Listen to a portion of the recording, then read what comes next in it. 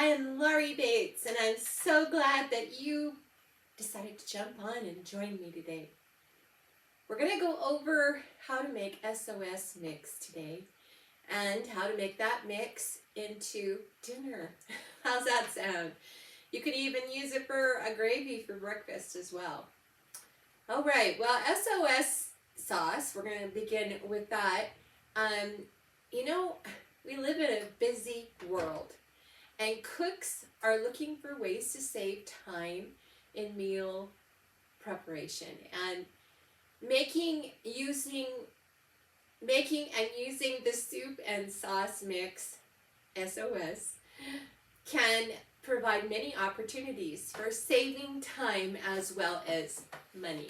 And we all need to save money these days, it seems like.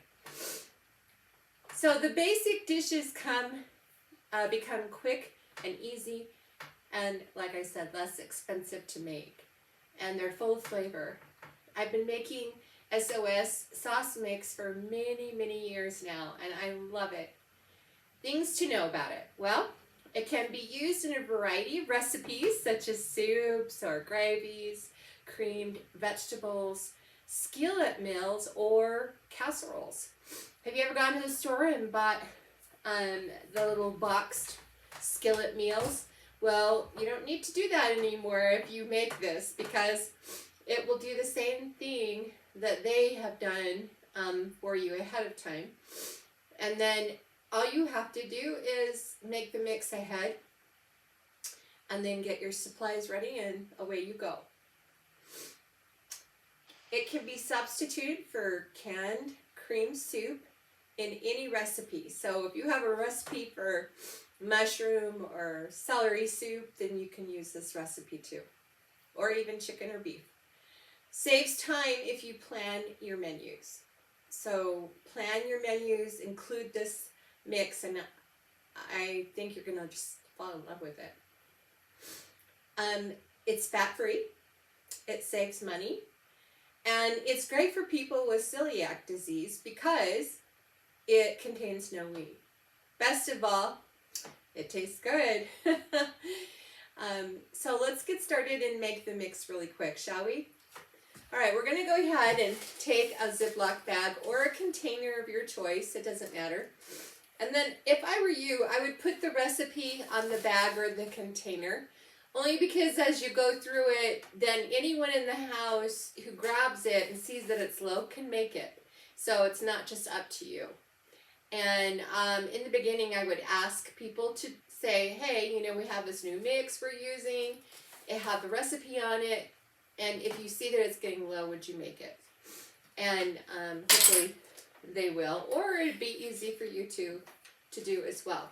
So we're going to get 2 cups of instant milk. And I'm going to use my trusty old oatmeal box. And this is just an oatmeal container that I put contact paper on, so it's easy to wipe up. It's my helper. It helps hold things when I only have me around. Okay, so we're going to do 2 cups of instant dry milk. And instant is what I use because it's just fast. If you have powdered, you can use that. It's just going to take a little bit more elbow grease, I guess you could say, to get that mixed into your ingredient. Okay, and this is kind of what the instant milk, non-fat milk looks like in the store. Now, at first, that's a little pricey to buy. I believe I purchased this for about $8, so it's not too bad. So probably 3 or 4 of these bags it should make. Okay, so 2 cups of non-fat dry instant milk, a 1/3 cup of cornstarch. Don't you love these new cornstarch containers? I do. Okay, whew. And be careful, cornstarch gets all over the place. So I'm just gonna, yeah, 3/4 of a cup. It's still messier than heck, though. That hasn't changed. Okay, and if you are using like something called a corn thickener that thickens things hot or cold, then you can use that in replace of that cornstarch if you'd like. Okay, 2 teaspoons of Italian seasoning, or if you want to switch it up, you can use whatever seasoning you would like, or if you think that's too much once you use it, go ahead and feel free to decrease it. Okay, and then we're going to do 1/4 of a cup of granuled chicken broth. Okay. It's just the loose broth.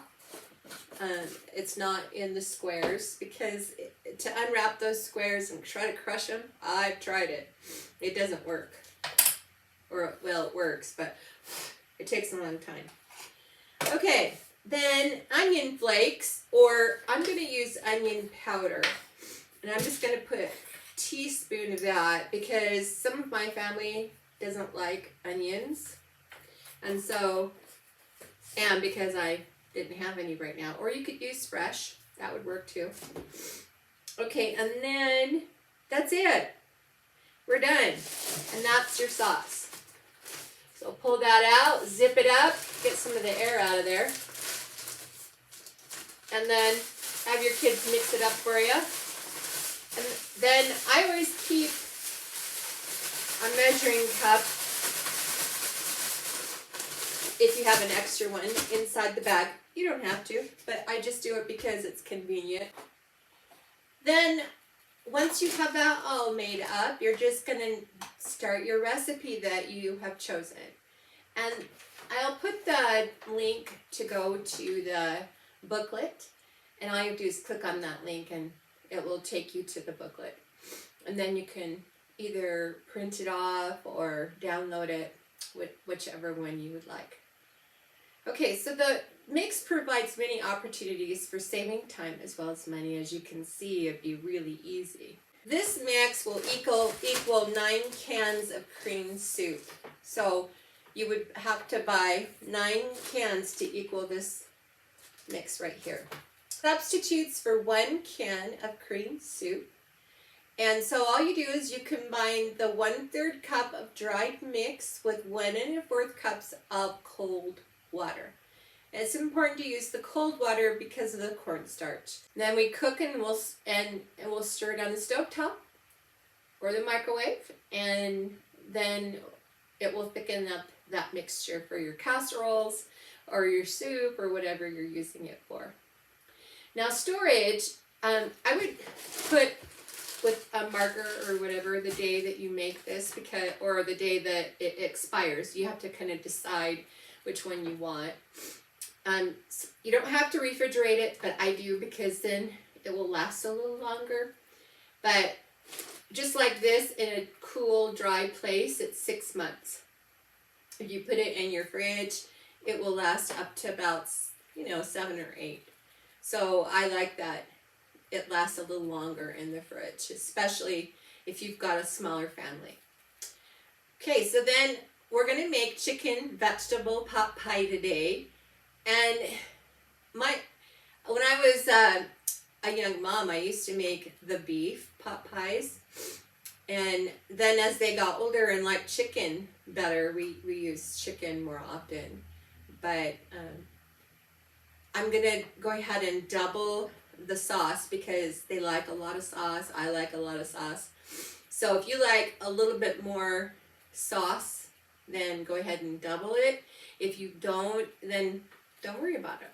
Okay, so, and I'm making this for another family, so I want to make sure that it's nice and saucy. All right. Okay, we're just going to turn our heat on and do 1/3 cup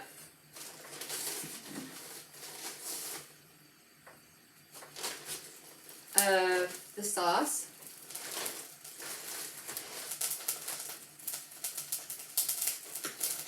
And then the water, we'll get the cold water in there.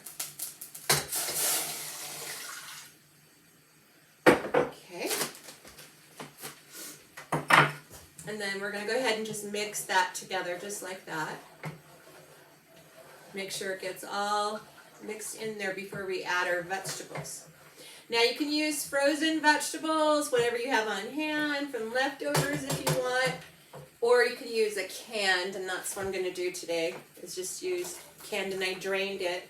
This is a mixed vegetable can, and I really like it. It's got potatoes and peas and beans and carrots, and it's just yummy. Yummy, yummy. Okay, and then I pick up rotisserie chicken, and then I debone it and get it all chopped up and then freeze it. And you can do the same, or you could just cook up a little bit of chicken breast or whatever kind that you like, and get that deboned and frozen. And then when you need it, you can use it. Or you could use the canned, and that will work out just fine too. We're going to spray our dish so it's easier to clean. Keep this going as far as stirring it. I don't want it to burn. Turn it down just a little bit maybe. Okay. Hopefully I don't forget. Alright. And we have 2 cups of the topping mix of flour. This is a white whole wheat flour that I'm using, but you can use any kind that you have, or half and half, whichever you would like. Then I'm going to put in 2 teaspoons of sugar.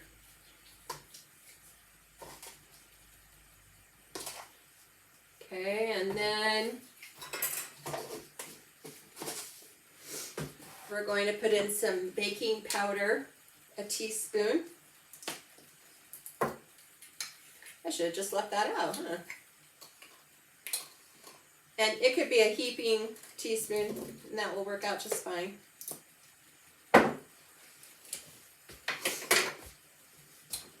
Okay. Got to remember to stir this, so keep yourself close to it. And a little bit of salt, maybe a teaspoon to a teaspoon and a half, depending. And I always seem to go overboard, so make sure you go on another bowl. Okay, then I'm going to go ahead and mix this up.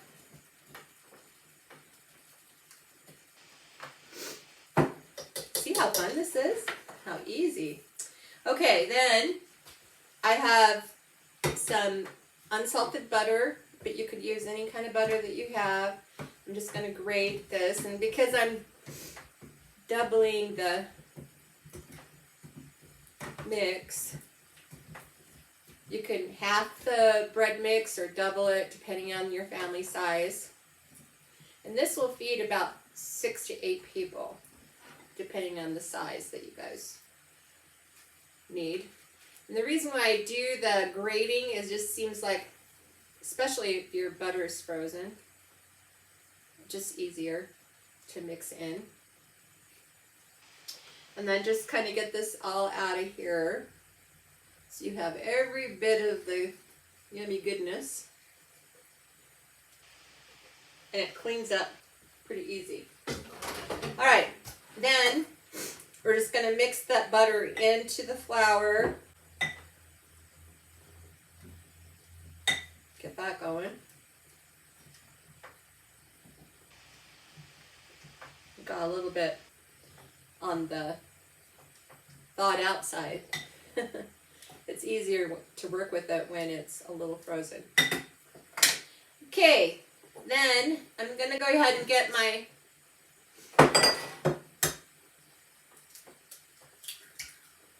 measuring cup, and then I'm going to add some buttermilk. You can use regular milk, you can use buttermilk.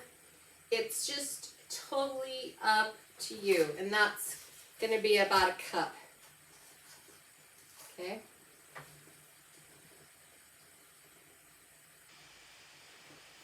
And that's about what I have, so that's good. And then just mix these 2 up, just like that. And you are done. See, the crust isn't too bad, huh? Not too bad at all. And then put it into your dry ingredients.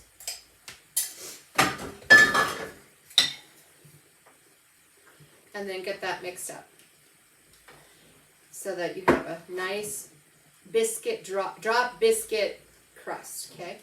And if you need a little extra milk or liquid, feel free to get that going. Continue, make a mess. Continue to get that worked in until it's it's thick, but it's not as thick as bread dough. I want you to see the thickness of that really quick. Okay, that's what it looks like. That's about how thick you want it. Enough to where it drops from your spoon, but not so thick that it doesn't drop, okay? We're going to just pour the mix that we have in this pan that we got going.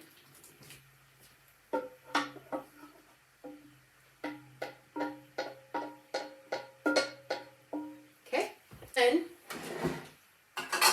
I'm just going to take a measuring scoop and I'm just going to drop it in little scoops. But you can just put it on however you would want. I just do it this way because that's what I brought up to do.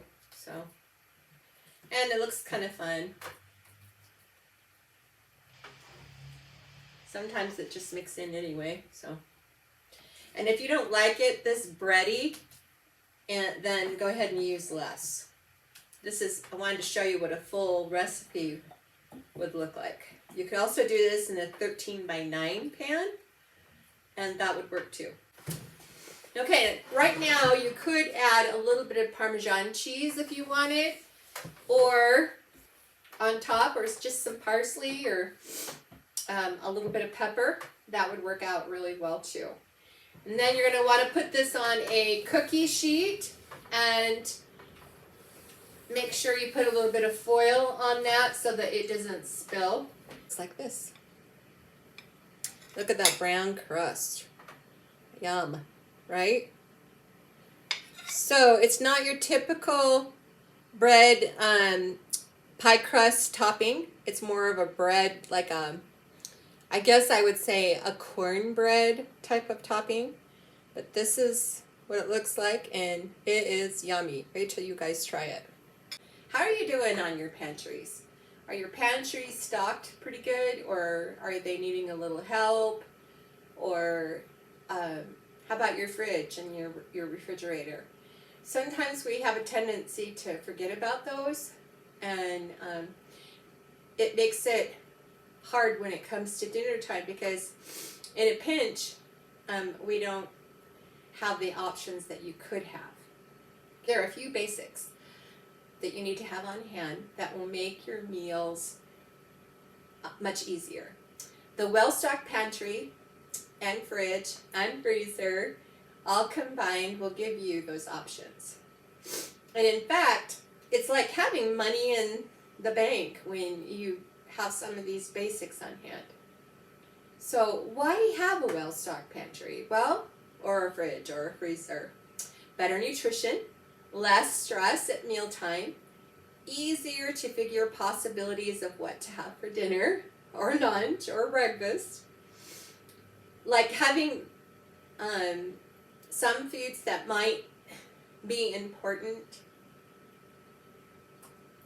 would be flour, salt, leavening agents like baking powder like we use today, baking soda, some seasonings, oatmeal, old-fashioned, because you can make old-fashioned into whatever you would like, peanut butter, sugar, canned soups, basic spices, cold cereal, oil, vinegar, whole grain bread or tortillas, canned beans, black, pinto, navy, whatever you'd like. So what foods might be important to have in a well-stocked refrigerator? Well, maybe some cheese and some eggs and milk, some fresh produce that's in season, especially greens to make a salad, some yogurt, basic condiments like ketchup and mayo and mustard. Some foods that might be important to have in the freezer are some frozen vegetables like we use today, some orange juice, some frozen meat. That easy, you don't have to do it all at once. If you do it all at once, it costs quite a bit. So buy 2 of something and then store 1. So if you're making like this dish, you could buy some frozen vegetables for the freezer or some canned mixed vegetables for your pantry. But buy 2. So the next time you'll have it, and then the next time you could buy 2. And then pretty soon you've got 2 or 3 cans of the mixed vegetables in your pantry. Really tighten up spending to be able to buy a few basic items for stocking your pantry, fridge, or your freezer. Take advantage of food pantry items that might be on your list, like we talked about on your food list, because those are foods that you're going to eat pretty much all the time, unless you're trying something new. Or use our handout that we're going to have for you in our comments section. That will be great. And you can go on to Create Better Health Juab County on Facebook, and you can find it there. And so just kind of go with that. Have a family meeting and maybe write some things down, set a timer, and say, oh, what are some things that you like for dinner? And then you can go from there on stocking your pantry, refrigerator, or your freezer. Remember to exercise. If you are just getting started, make sure to start out slow. Be active your way and mix it up. Have some fun and do things that you enjoy. It's really important when you're exercising. Use a buddy system. Sometimes it's good to have someone that will help you get up in the morning or get you out walking. Activities with a friend or with your family is more enjoyable. And it goes faster too, because you have someone to talk to. Increase your activities as you go. Have fun. It can help how you feel about yourself and the way your life is going. Try our SOS mix and have dinner together. Working on your pantry a little at a time, and have fun moving. So important. Thanks for joining me today. Have a wonderful day, whatever you decide to do, and get out there and make the best of it. This is Laurie Bates from my home to yours. Bye now.